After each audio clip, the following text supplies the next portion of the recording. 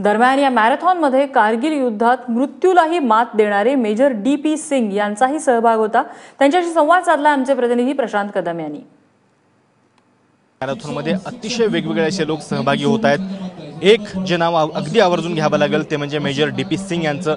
Major DP. सिंग हे पहिले blade runner आहेत देशामधले आणि त्यांनी म्हणजे त्यांची एक वेगळी कहाणी आहे। 1999च्या युद्धामध्ये त्यांना पहिल्यांदा शहीद घोषित केलेलं होतं। ते मृत्यू पावलेत अशा पद्धतीची बातमी आलेली होती। मात्र नंतर काही वर्षांनी ते परत या सगळ्या अतिशय प्रतिकूल अशा परिस्थितीतून परत जिवंत आलेले आहेत। नेमकं काय त्यांचा या सगळ्या मॅरेथॉन संदर्भातला अनुभव आहे, कशा पद्धतीने ते सहभागी होते आपण जाणून घेऊयात। ये बताइए कि 1999 में जो हुआ था उसके बारे में जरा बताइए कि क्या हुआ था आपको। मतलब कल जो हमने यहाँ पे देखा कि आपकी डेथ एनिवर्सरी सेलिब्रेट हो गई थी, क्या कारण है इसके पीछे। देखिए 1999 में मैं भी बाकी सैनिकों की तरह लाइन ऑफ कंट्रोल के ऊपर डिप्लॉयड था अखनूर सेक्टर में, और दुश्मन की गोलीबारी में एक बॉम्ब जो था वो मेरे बगल में आके गिर गया था, मोटर बॉम्ब, जिसके छर्रों ने मेरे शरीर को छलनी कर दिया था। और काफ़ी छर्रे तो मेरे शरीर को काटते हुए चले गए थे, और काफ़ी तकरीबन 50 छर्रे अभी तक शरीर के अंदर एम्बेडेड हैं।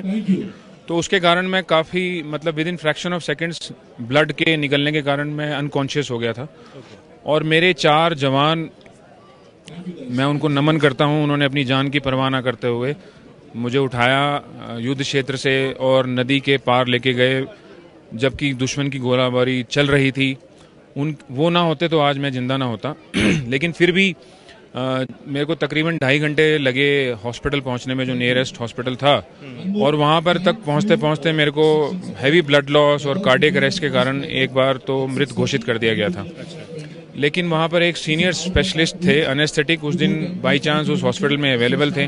तो एनेस्थेटिक जो होते हैं वो रिवाइव करने में भी स्पेशलाइज होते हैं। तो इसके कारण उस दिन मैं बच गया। उन्होंने मुझे देखा, उन्होंने बोला कि let me try to find out, और कहीं से कुछ जान बाकी थी तो मैं बच गया।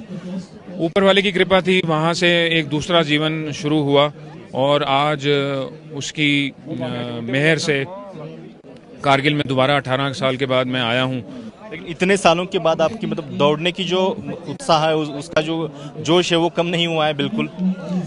देखिए वो तो ऐसा है कि जिंदगी जीने का जो जुनून है वो मेरे हिसाब से किसी में भी कम नहीं होना चाहिए, क्योंकि ज़िंदगी एक बहुत ही बहुमूल्य चीज़ है। और मुझे तो बैट्समैन को जैसे लाइफलाइन मिलती है, इस तरीके से मुझे तो लाइफलाइन मिली है। और जैसे कई बार बैट्समैन लाइफलाइन मिलने के बाद सेंचुरी स्कोर कर जाता है, तो उम्मीद है कि मैं भी फिट और अच्छे तरीके से ज़िंदगी को जी पाऊंगा। और यही कारण है कि मैं अपने शरीर को खूब रगड़ता हूँ, क्योंकि शरीर और गाड़ी एक ऐसी चीज़ है जिसको अगर आप रख दोगे, रेस्ट से उसको काम नहीं मिलता है। क्या शेड्यूल होता है सर आपका, थोड़ा विस्तार से? सुबह तकरीबन मुझे 1-1.5 घंटा लगता है अपने पेट को साफ करने के लिए, क्योंकि मेरी इंटेस्टाइन जो हैं वो कटी हुई हैं। और उसके बाद मैं अपना लिम्ब पहन के तकरीबन 1.5 घंटे तक तैयार होता हूँ। और उसके बाद अपना जो भी रनिंग शेड्यूल है, डिपेंडिंग अपॉन कि किस चीज़ की तैयारी चल रही है, 5, 10, 15 किलोमीटर जाके आके फिर दिन भर का जो नॉर्मल रूटीन रहता है, और शाम को एक्सरसाइज वगैरह करता हूँ। शुरुआत के दिन कैसे थे, और ये ब्लेड रनिंग का आपने कब सोचा, कैसे शुरुआत की? शुरुआत जो मेरी थी वो ब्लेड से नहीं हुई थी। एक नॉर्मल वॉकिंग लेग जो होती है, जिसको एक्चुअली 5-7 किलोमीटर से ज़्यादा यूज़ भी नहीं करना चाहिए, मैंने उससे भागना शुरू किया था। तो मैं लंगड़ा के भागता था, लेकिन सिर्फ ये जज्बा था कि 21 किलोमीटर कंप्लीट करनी है किसी तरीके से। तो जो आर्टिफिशियल लेग होती है, उससे भागना ना भागने से कोई फर्क नहीं पड़ता है। भागना आपके दिमाग से होता है, आपके शरीर से होता है, आपकी इच्छा शक्ति से होता है। तो 3 हाफ मैराथन मैंने नॉर्मल टांग से करी है। उसके बाद मेरे को इंडियन आर्मी ने, जो मेरी आल्मा माटर है, उन्होंने देखा कि ये लड़का जो है किस तरीके से अपने आप को प्रूव कर रहा है। तो उन्होंने मेरे को पहला ब्लेड जो इंडिया में आया था 2011 में, ये ब्लेड दिया। और सच बताऊं तो ब्लेड से भागना और नॉर्मल टांग से भागने में बहुत फर्क है। और ब्लेड से भागने में शुरुआत में मेरे को बहुत दिक्कतें आई थी। मैं बार बार जख्मी हो जाता था, इस हद तक कि 15-15 दिन तक मेरे को पट्टियां बांध के बैठना पड़ता था। लेकिन एक दिल में इच्छा थी कि अगर मुझे भगवान ने इस रास्ते पे चलाया है तो जख्मी होकर बैठने के लिए नहीं चलाया है। कारगिल मैराथन के अलावा आप किसी और मैराथन में भी सहभाग लेते हैं सलसा? हाँ, मैं कई मैराथन में पार्टिसिपेट कर चुका हूँ और जो है मैं एक ग्रुप चलाता हूँ, जैसे आप देख रहे हैं द चैलेंजिंग वन, जिसमें मेरे साथ देश के तकरीबन 1300 से ज़्यादा एम्पुटी कनेक्टेड है और हर रोज़ कोई ना कोई नया जुड़ जाता है।